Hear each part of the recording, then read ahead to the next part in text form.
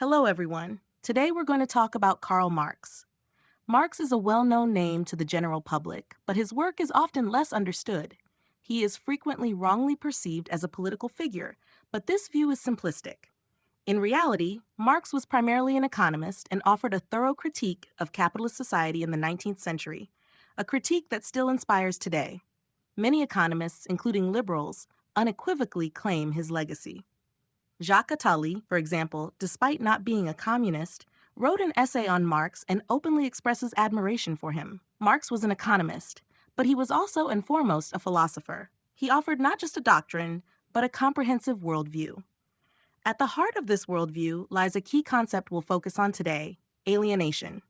Before delving into this concept, I'll address Marx's influences, notably his main influence, Hegel. As you may have learned in my previous video on Hegelian dialectics, Hegel placed great importance on history, which he saw as the stage for universal reason. What does this mean? It means there's a direction, an inherent meaning to historical events. I plan to make a video soon on this sense of history. In other words, history doesn't unfold randomly. It follows a guiding line. To illustrate, imagine a rolled-up carpet. When you unroll it, you don't add or remove anything, but simply unfold into space what the carpet already potentially was. Similarly, history unfolds, gradually revealing what was potentially present from the beginning. In his philosophy, Hegel presents history as a progressive unfolding of reason, echoing idealism. According to him, it's not matter that's forefront, but the spirit guiding matter. Idealism posits that matter, far from being disorganized chaos, is structured and unfolds according to a rational logic dictated by spirit. Though this may seem strange or abstract, the essence to remember is that for Hegel, there's a determined direction of historical events. This idea forms the basis of Karl Marx's methodology, though Marx takes a different approach. Unlike Hegel, who sees a spiritual principle guiding history, Marx considers it a material principle, the class struggle, that directs historical course. Marx asserts that the history of all hitherto existing society is the history of class struggles. This perspective is hard to refute when one observes that conflicts often lie at the heart of historical events. Without conflict, without war, it would seem there's no history to tell, as these struggles propel historical evolution. If peoples simply lived peacefully alongside each other, civilizations would have no reason to continually surpass one another. What motivates the race for technology, military power, or even economic supremacy? It's this notion of competition between civilizations or nations, manifesting through conflict. As Hegel emphasized, evolution itself is conditioned by conflict, by contradiction. Consciousness can only progress when faced with contradiction, with what it is not. It's in the experience of the other, in the experience of contradiction, that consciousness forges itself and becomes what it is. Without this relationship to otherness, without this relationship to contradiction, the world would remain static. Thus, conflict is the engine of history, an idea Marx directly inherited from Hegel, though its application in Marx takes a materialistic turn rather than an idealistic one. For Marx, it's the class struggle, rather than spiritual evolution, that drives history, reflecting a conflictual view of history. In Marx's perspective, history is perceived through the prism of heuristic, a term referring to the art of dispute and discord, thus suggesting a positive role for conflict. Conflict is necessary for its own transcendence. This principle is illustrated by the well-known adage, "If you want peace, prepare for war." The underlying idea is that conflict must manifest to be overcome, as one cannot overcome what does not exist, just as one cannot attain truth without first exploring error, i.e., the opposite of truth. Peace, as opposed to war, can only be achieved by traversing conflict. This illustrates the notion of dialectics, whereby everything must inevitably pass through its opposite, its other. It's only after experiencing and assimilating this other that it can be transcended, thus allowing history to progress towards its culmination. According to Marx, human history is guided by class struggle, meaning economic relations between the main actors of history, the owners and the proletariat, or in more contemporary terms, the dominators and the dominated. If we say that history would be non-existent without wars, we must also acknowledge that each war is characterized by a winner and a loser, a dominator and a dominated. For Marx, the conflict between these two classes, between owners and proletarians, determines the course of the world. When Marx uses the term determines, he emphasizes the absence of chance and the existence of a law of necessity, thus recalling Hegelian dialectics, which posited that spirit determines matter. However, Marx's vision overturns this idea, arguing that it's matter that determines spirit, an approach called dialectical materialism or historical materialism. This Marxian view suggests that there isn't, above the world, a guiding spirit. The world isn't the manifestation of a higher spiritual reality, rather it's the theater of material interactions, where struggles between different social classes play out, thus shaping historical becoming. What will generate spirit, reason, and consciousness is what Marx calls the materialist overturning of Hegelian philosophy. In other words, though Marx retains the Hegelian dialectical principle, which sees all evolution as the result of a conflictual process, he reverses the relationship between ideas and matter as conceptualized by Hegel. For Hegel, ideas guide matter, but for Marx, it's matter that guides ideas. Marx perfectly sums up this perspective in a famous phrase. It is not the consciousness of men that determines their being, but their social being that determines their consciousness. In other words, our ideas are shaped by our material situation. Our consciousness is the product of our experience, our material interaction with the world. Depending on the environment in which we grow up, our social class, our education, we won't have the same ideas or the same consciousness, as our consciousness is constructed differently. When our consciousness is shaped by the influences it receives, it's evident that different life experiences lead to different consciousnesses. It can be difficult to communicate with someone whose lived experience is radically different from ours. Sometimes, it feels like we're talking to someone who doesn't share our codes or references. This difference isn't solely due to an innate disposition of the mind, although differences in innate mentality may exist. More often, it's the gap in lived experience, i.e., in material situation and concrete relation to the world, that creates divergences in thought and consciousness. When you live radically different or even opposing experiences, misunderstandings are likely to creep into your exchanges. This is entirely normal and is precisely the purpose of encounters and interactions with others, to broaden our field of consciousness by being confronted with experiences that aren't our own. We thus learn through contact with those who have lived differently. If our consciousness is entirely determined by material conditions, and in Marx's view, this means economic and social conditions, this leads to heavy consequences, notably the absence of freedom. If our material reality entirely determines us, it shapes who we are and conditions us to think in a certain way. Our material context conditions us to adopt certain thoughts. If experiences vary, mentalities and worldviews will also be different. Consciousness is thus entirely the product of our material situation. For Marx, the absence of freedom is marked because freedom implies the capacity to self-determine in one's consciousness, to detach oneself from the determinism that conditions us. If all our thoughts are guided by our lived experience, and if this experience is itself the product of inevitable determinism, then it's impossible to think differently than we currently do, which is the antithesis of freedom. Freedom, as the capacity to detach oneself from determinism, thus does not exist in Marx's framework. Keep in mind that according to the Marxist worldview, all our ideas are the result of our material condition, and as such, our consciousness is not free. It's determined by socioeconomic relations and material conditions, influenced by the course of history.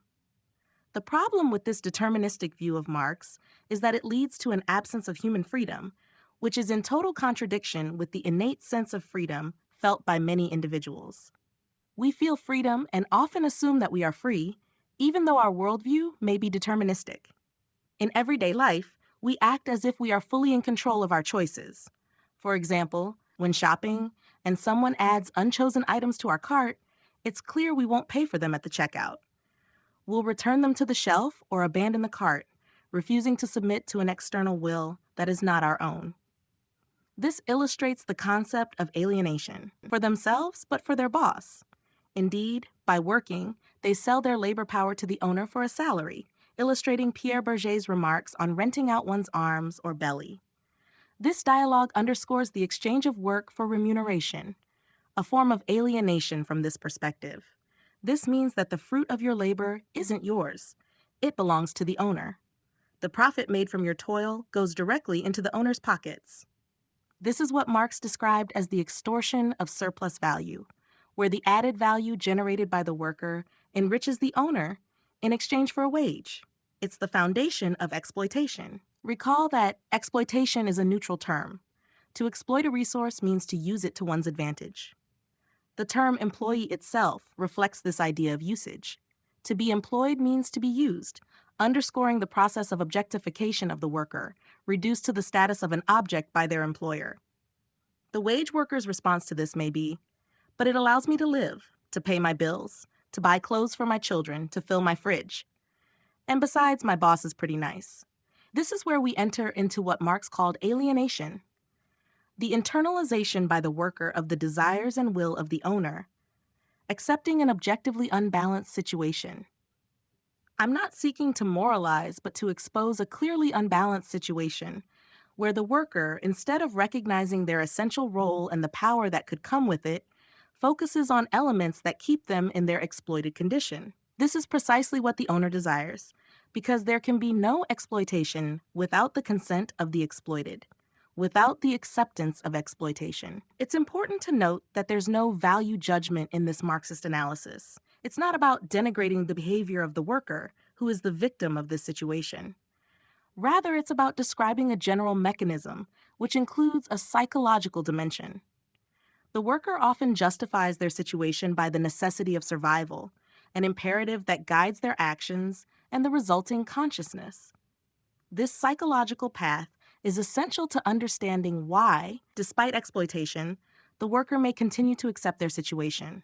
Raises the idea that since one is a slave, how can one admit that they are a slave?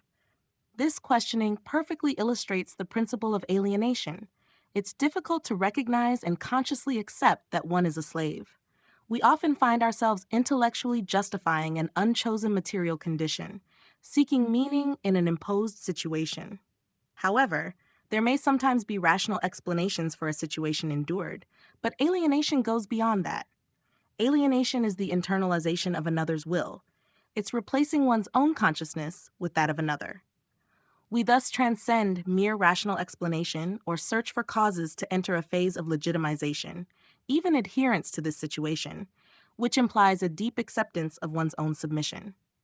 As Laboiti suggested, proving one's own servitude amounts to taking responsibility for it, not individually, but collectively. And here, it's crucial to understand that we're not talking about an enriching consciousness brought by another, which would broaden our own field of consciousness. On the contrary, through alienation, we don't grow our consciousness, but reduce it, even annihilate it. What Marx wants to emphasize is that alienation makes us act against our own interests.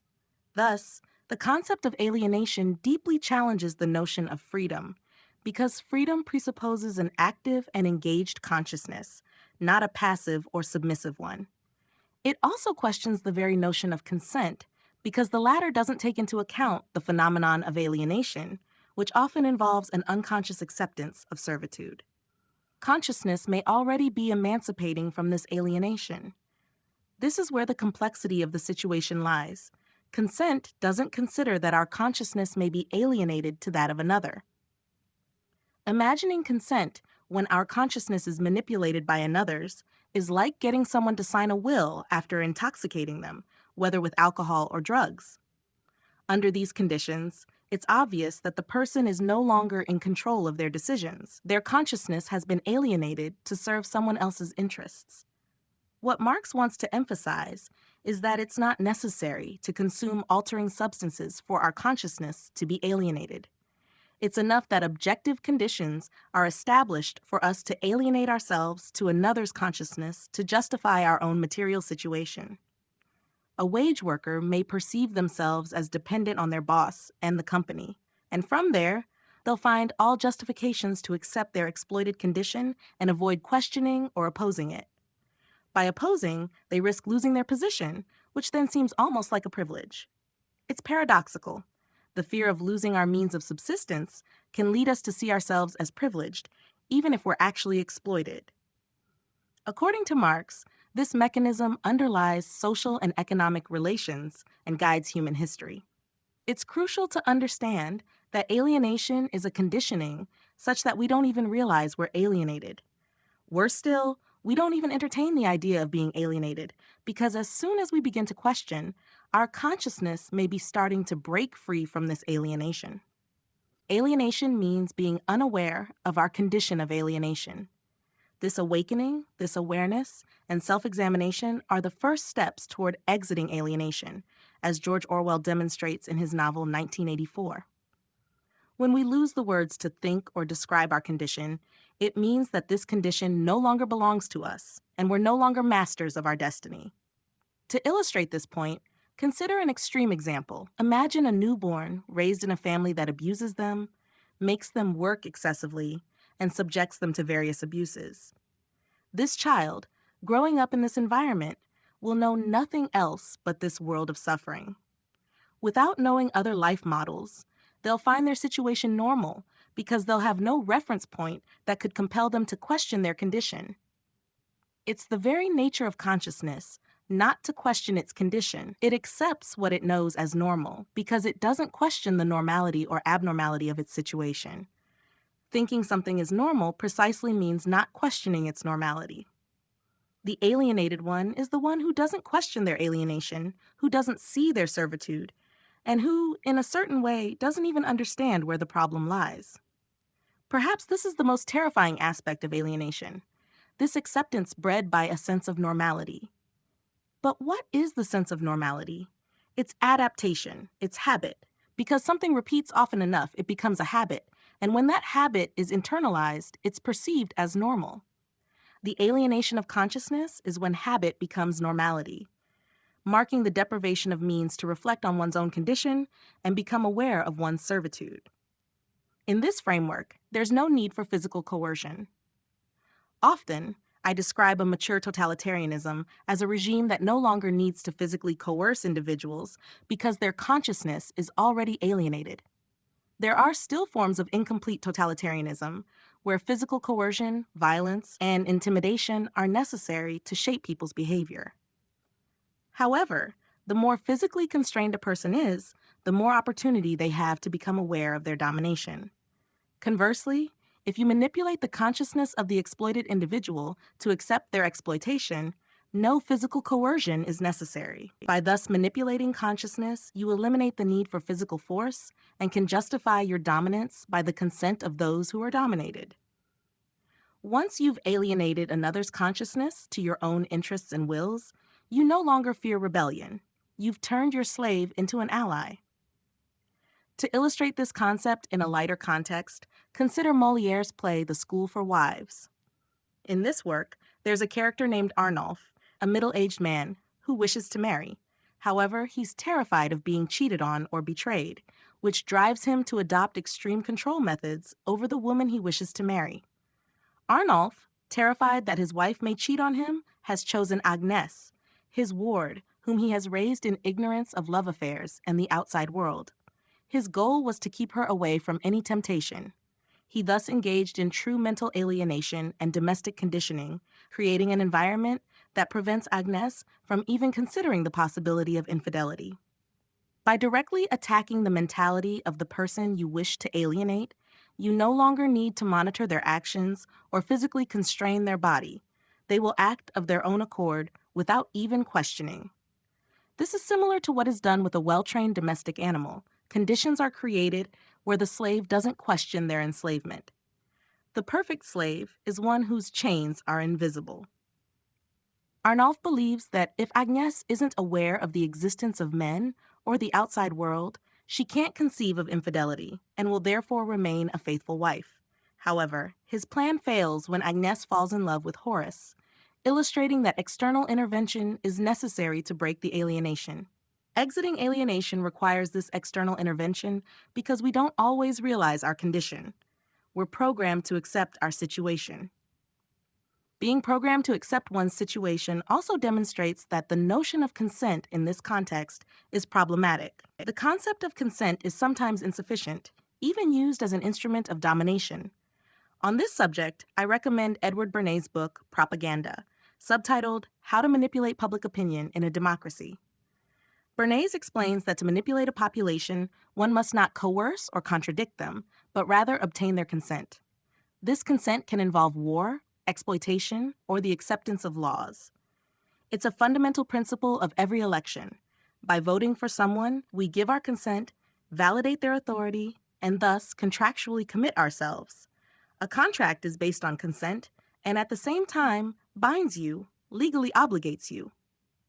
In a society that venerates individual desire, it's easy, from an economic and social standpoint, to manipulate consciousness to serve the interests of power, notably through the influence of fashion, which is primarily an economic creation.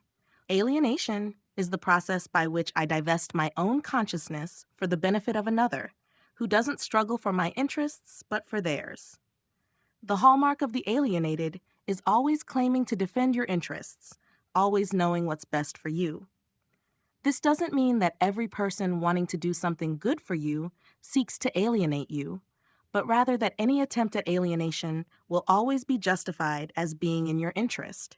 This is why alienation is one of the most powerful processes of dehumanization, as it entirely rests on the falsification of reality. The essence of humanity, according to Marx, lies in its consciousness. In his analysis, the worker becomes more alienated as they produce commodities, that is, as they engage in the economic process. The more actively they participate in this process, where they're objectively exploited, the more their alienation deepens. In psychology, this is called the escalation of commitment. The more you invest in a process, the harder it becomes to disengage. However, there's a distinction between struggling to disengage from a situation and accepting, even considering that situation as normal or beneficial. To illustrate this phenomenon, let's take the typical American example of the employee of the month from a Marxist perspective. An exploited employee who takes pride in their exploitation. They're awarded a medal, their portrait is displayed in the hallways, and they're content with it. This is a modern manifestation of alienation. We're made proud of our exploitation. Those versed in management know that empowering employees, which involves assigning them tasks and responsibilities to involve them in the company's life, actively contributes to the process of alienation. The employee's consciousness is supplanted by a consciousness pursuing other interests. The worker, becoming a pure object, a tool, is all the more alienated as they produce commodities. The more they work, the more they themselves become a commodity. The characteristic of a commodity is to be tradable, interchangeable, and disposable. Thus, a skilled but recalcitrant worker can be replaced by another less skilled but more compliant, less inclined to defend their own interests. By acting in this way, we remove any disruptive elements from the large economic machinery, eliminating anything that could allow the emergence of consciousness in an increasingly automated system, where intelligence has become the antithesis of thought. However, to conclude on a note of optimism, I would say that we are all, individually and collectively, the guardians of human consciousness on Earth. And if the struggle for consciousness is the first of all struggles, if it's the only battle that it's unforgivable not to wage, let us remember that it begins above all with a fight against ourselves, against what prevents us from seeing clearly, against what within us acts against our own interests. Thank you.